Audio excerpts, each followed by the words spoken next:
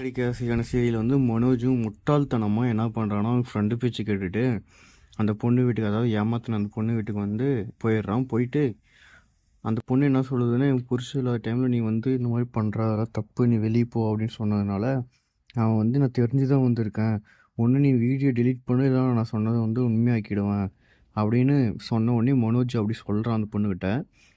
அந்த பொண்ணு வந்து உடனே ஓடி போயிட்டு கதவை லாக் பண்ணிட்டு அந்த மனோஜ் உள்ளார கதவுக்குள்ளார விட்டு லாக் பண்ணிட்டு இந்த பொண்ணு வெளியே வந்து கத்தி பக்கத்தில் இருக்கிற எல்லா பொம்பளைங்களும் வந்துட்டாங்க. வந்து தொடப்பத்தில் அடிக்கிறாங்க மனோஜை. பார்க்கும்போது செம்ம ஃபன்னாக இருக்குங்க.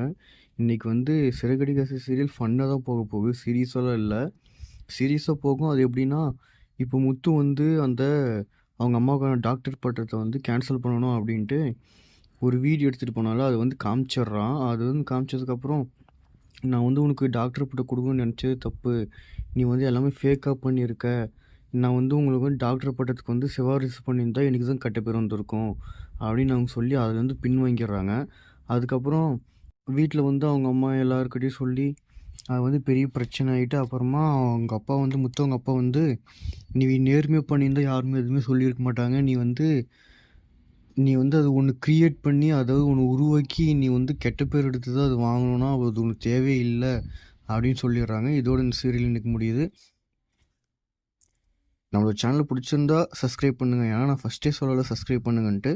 உங்களுக்கு வீடியோ பிடிச்சிருந்தா சப்ஸ்கிரைப் பண்ணுங்கள். அவ்வளோதான். தேங்க்யூ. Bye by.